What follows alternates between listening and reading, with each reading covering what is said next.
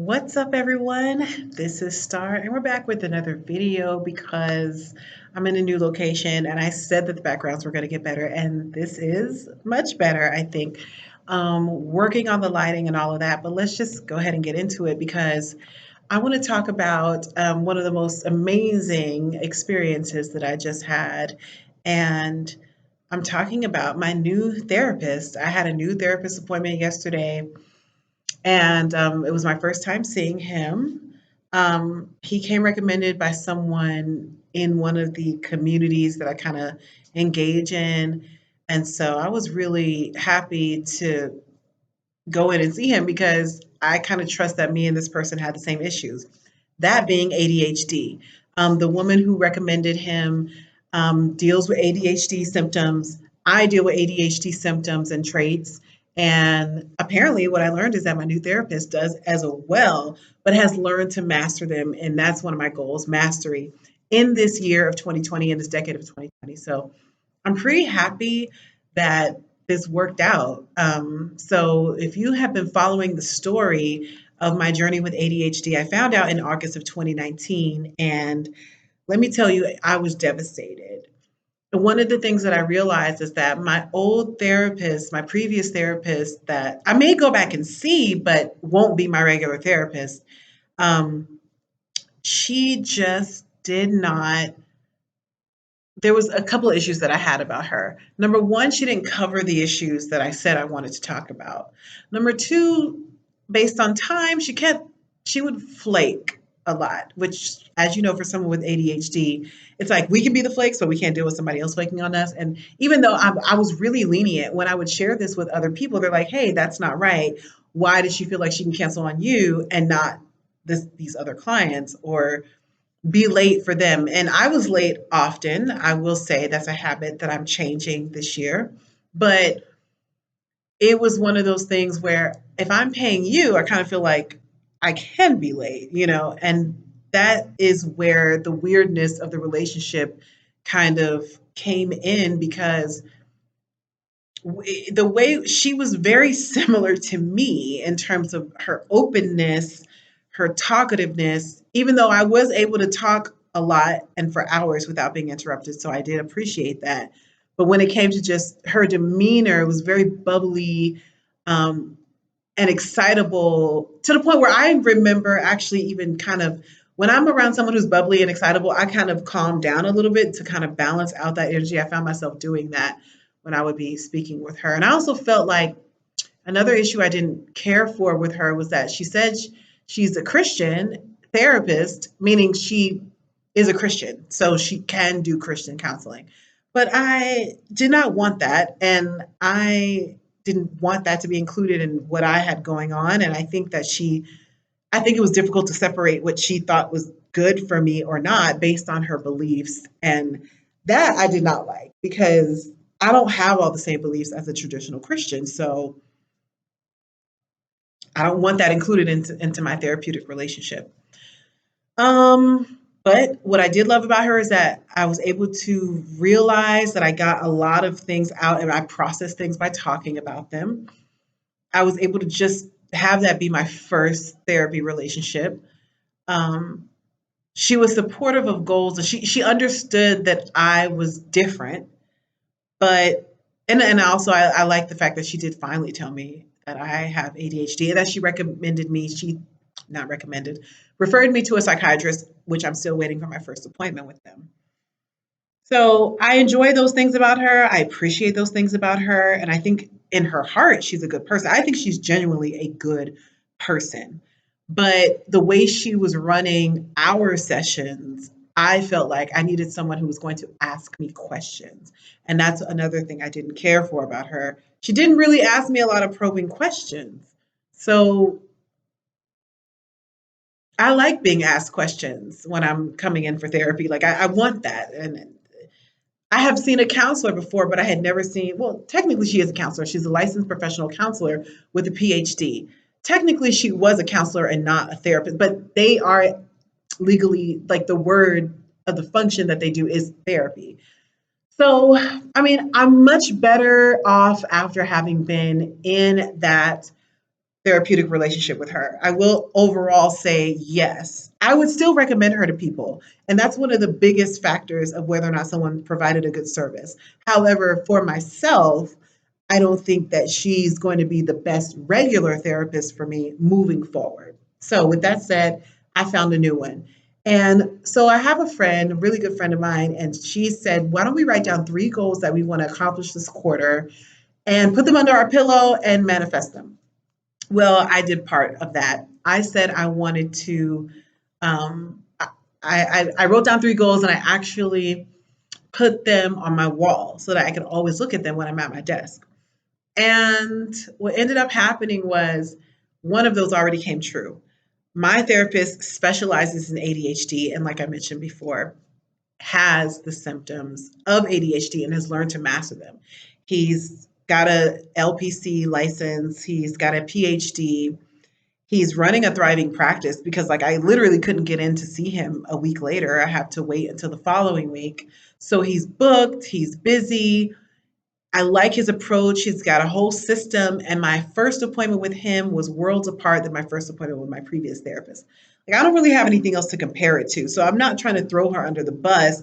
What I'm saying is I'm comparing the two because it's the only therapy session that I've really had. Besides, I've had some counselor sessions from a woman who was complaining about of how little the insurance company would pay her. I just felt like it was that's very unprofessional, and I don't consider myself someone who is like very corporate, but I do consider myself professional when I work with someone. And I didn't like that. And I honestly feel like because she was a white woman, she was taking advantage of me. My other therapists after that have been and will be and continue to be black. So that's something that I'm clear on. So with this new therapist, what I like about him is that he gave me observations of me, first impressions, and I really enjoyed that because he noticed things about me that I'm not fully aware of, but that I've heard little inklings of. And he tied it all into what some people with ADHD experience. So that was very valuable to me. He said he noticed that there's a sense of speed about me. The way I walk into a room and process every little thing and get really into the details of something. I'm a very details oriented person, and that I size people up very quickly and make my decision based on whether or not they're trustworthy right then and there, which can be good and bad or bad depending on the situation. But he said he notices these things about me, which told me that he was being observant. He had me do a writing exercise, and me being a writer, I'm like, oh my God, yes, about my goals for the therapeutic relationship, life goals, and things like that. Um, Everything he wrote down for me, he printed it out and gave it to me. He emailed me other resources that I had not seen before because I've already done quite a bit of research, you know, cursory research on ADHD and Googling and things like that. So yes, um, I don't know how much you could really call that research, but I think internet research is a good word for it. So I'd already done a lot of internet research on ADHD. So um, he knew what I already knew because I told him, and he showed me the DSM-5 and he referenced it. He said, "This is what this means." I mean, he just even the legal paperwork I felt let me know how we were going to communicate and how we were not going to communicate based on the security of it. Like if texting is not secure, we won't communicate by text and things like that. What could be communicated over what mediums and when and in what circumstances. All of this was included in the initial paperwork, and I was very pleased. Like as a Capricorn, I was like, oh, yes, thank you. Like I really needed to see all of that, and I felt like I was in really good hands. When I get in there, he tells me a really silly, stupid joke, and I can tell that's just his icebreaker. And I enjoyed that because it was a good icebreaker. I like corny jokes, so I was I was impressed by that. Then he told me his life story, and he told me about some of the things that he'd been through, and I really enjoy that because he did all that and asked me questions and used my own words from the writing exercise that I did to come up with a fire list of goals for the therapeutic relationship. And so I feel ready to go. So here was the writing exercise. He says, imagine that while you're sleeping, all of your problems are solved. When you wake up, how would you know that things are better? What specific changes do you notice? So what I did is I wrote it as if I was talking about my day. And I said, so this is how I know that things are better. I feel better in my soul. My cells are vibrating. The sun is shining. I feel energized. I feel like dancing. I do my regular morning routine. I'm not hungry except for action and doing. I'm seeing friends later. I take the dog out to play. My mom is cooking or coming over to my place to have lunch today. Everyone is happy. I have money, projects in the works, and a new home for the parents. I'm buying a car later with my dad and we'll drive it to the restaurant where we will celebrate a new office and studio space that me and my creative team just purchased. So that's like what a really good, full, amazing day that would have me feeling like, oh my God, my life is perfect right now would consist of. And I noticed I didn't put anything in there about romance or anything like that. So that's cool because maybe I'm saying maybe I don't really need that right now. Like I'm just like totally in my bag right now. Like she's in her bag. So he took this and came up with a really beautiful, eloquent list of goals. And I really appreciated that. We also talked about affirmations and visualization and meditation. I was like, oh my God, yes, this is the right place. Um, So, my goals for therapy are as follows. Based on that, we went line by line by line. He took certain lines and inquired deeper into them and came up with this list of goals for me. My goals for coming into counseling are to daily learn and manifest the skills that support my ability to feel better in my soul, to daily learn and manifest the skills that support my ability to feel my cells vibrating with the energy of the universe, to daily learn and manifest skills that support my ability to feel the sun shining upon my face and body with a sense of energy pervading throughout my senses, to daily learn and manifest the skills that support my body, mind, and spirit in reference to the connection with how I express the quality of my being through multiple activities that include dance, singing, expressive writing, music, yoga, and other activities. To daily learn and manifest the skills that support my ability to connect to my spirit and the universe through meditative practices. To daily learn and manifest the skills to support the universe, to support the eating habits and nutritional choices for my sense of profound energy. To daily learn and manifest the skills that support my connection to those of my family and friends, as well as including my family dog that encourages the constant affirmation of our humanity and connection to sanctity of resources. To daily learn and manifest the skills that support financial independence for any and all financial goals, to include a new home, car, and anything else that supports my ability to physically connect to wants and needs. To daily learn and manifest the skills that support the translation of dreams into reality concerning employment, celebrations, aspirations, and the excitement of new challenges. To daily learn and manifest skills that support my new office, my creative team, my studio space for creativity and community engagement, enrichment, and enhancement. Oh God. I was like, yes, yes, yes. Like the Garnier girl. But yeah. So talk about starting off 2020 on the right foot. Please. Like you can't tell me that. And that is when I realized I was going to get everything that I want. Like, and there's no need to worry. So I let him know about the fears that I had about getting a job because, you know, me and work have had a great, me and the good work, the work that I'm put here to do, have had a great relationship. Me and jobs that include mindless work that doesn't align with my divine life force energy does not have a good relationship. Or actually, I do have a good relationship because we leave each other alone. That's my good relationship with it.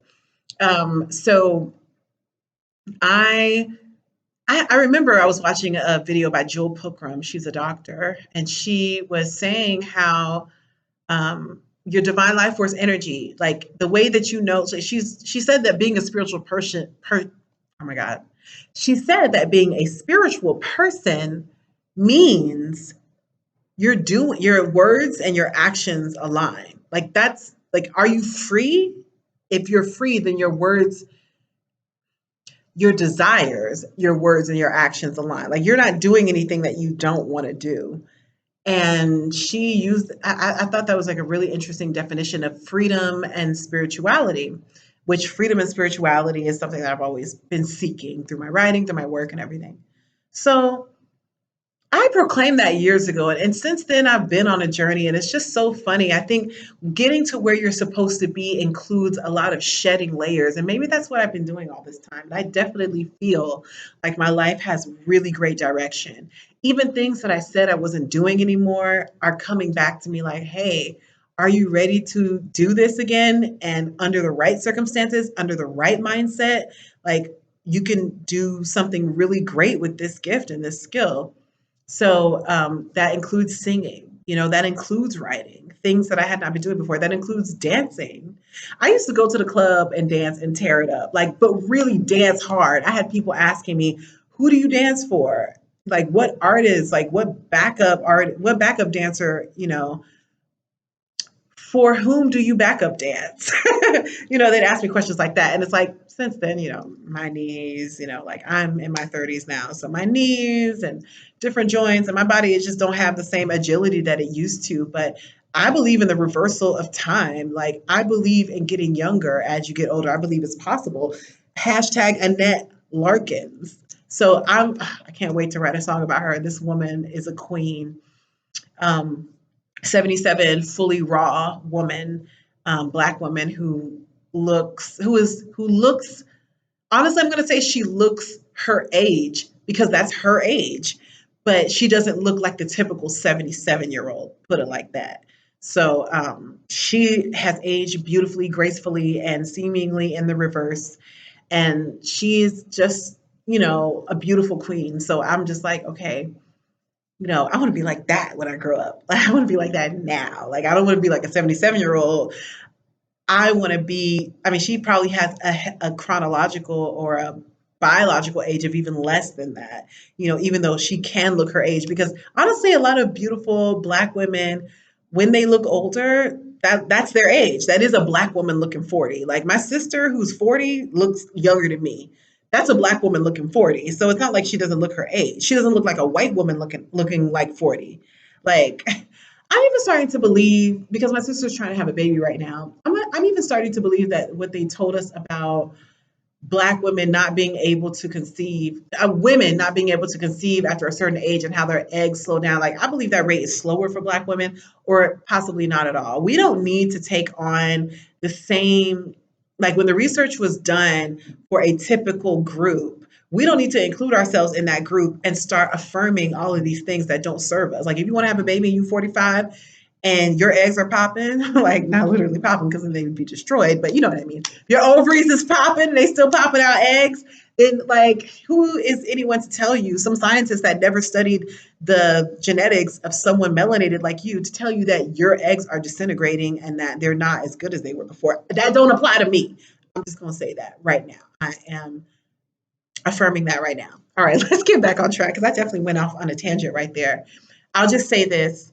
I'm coming into my own and I'm noticing that so many miracles are happening. I'm noticing that the goals that I write down are coming true. And for so long, I haven't been able to see myself as being financially independent or someone who loves what they do and gets paid decently and very well for it.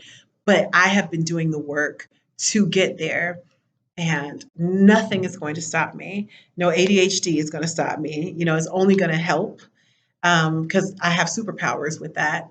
And I'm going to use them to propel myself and to live and let live and live and help live. One more really cool story. I have a miracle that happened. So there's an opportunity for me to sing at a place and win possibly $500 or $1,000, plus get my voice out there and everything like that. But the money is great as well. And you know, I was already booked for that day to do something else, to get paid a lot less.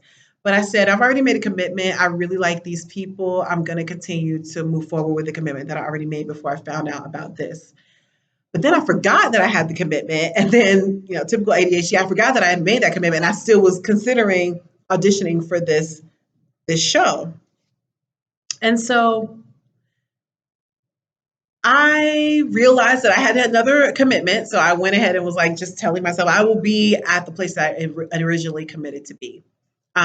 Keeping my word, being a reliable person is something I want to double down on. I think I've always been reliable when I said I'm going to be somewhere for the most part. I mean, except work because I call out when I was sick. But other than that, more so being on time and being early is something I want to double down on. But that's more so just for me. So anyway, I even started to put in some work towards helping the person promote or get sponsors for the show because I figured that would only help me out in the end. That would be helping them out. That would be helping everybody else who's involved. And I need to be letting him know, hey, I also get paid for this because I created a whole business around editing and writing and things like this. So, event organizing and stuff like that. So, I looked at the first draft, I made my edits, he liked them, he implemented the changes, and some of the changes was even in the way the event was run as well, like pricing of the sponsorships packages and stuff like that. So then he wanted to get more feedback, but before I could do that, um, before I could do that, um, he ended up letting me know that he's gonna cancel the event, well, postpone it indefinitely right now, and that he still was gonna pay me for wasting my time. So it's weird. It's almost like I got paid to do the thing that I wasn't originally gonna do, but he asked me to do it. I figured it would benefit everybody if I just did it. Didn't even think about charging him because it was just something quick, but it got my juices flowing. So like now it has just reinvigorated me to because then in the same day, literally the same day, some organization that I used to volunteer for, a nonprofit organization, hit me up and was like, "Can you go through and based on your knowledge of the events, add in everything that we need to let our volunteers know?" And I'm just like, I get paid for this now. Like, I need to make that known. So I never send out my friends and family email blast. So that's what I need to do. But on top of that, now I have an opening to go audition for this show in which I can win the money. So I'm getting both. And all I have to do is trust God and do the right thing. And the right thing was for me to do the thing that I originally committed to and stick with that. And that's what I had every intention of doing. The right thing to do was to just offer my services because I was asked and don't take into account the fact that I built a whole business model around it. I didn't build the business model, but I built a business around doing this as a service, as a freelancer, because I had not let anybody know that. Don't dwell on that. Just go ahead and do it and you'll be fine. And I'm not only fine, I'm more than fine. So I'm really happy because things are working out. And if I go back to my goals, which I'm going to type up for the last 20 minutes that I'm in this room, I'm going to type up not my therapy goals because I already have those typed up. He was dictating it for me and printed out for me before I left. It's so efficient and great use of technology. I freaking love it. But my other, no, these are not goals. This is just a master to-do list. Oh, and these are my life vision statements.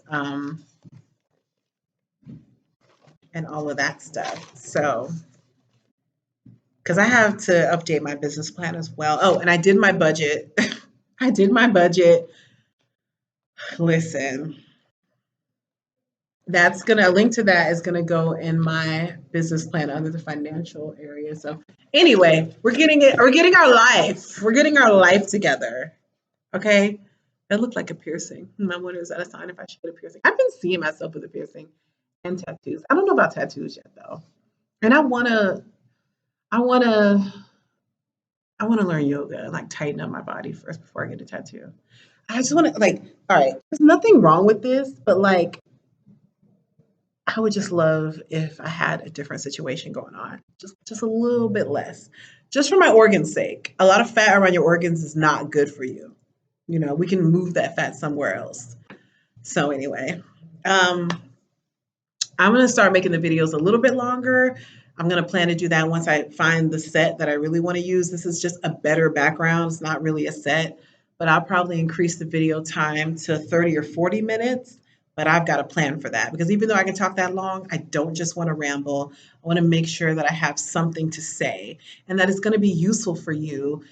Even if it is just me sharing my experience, these are not instructional videos. I'm definitely not a psychiatrist or a mental health professional.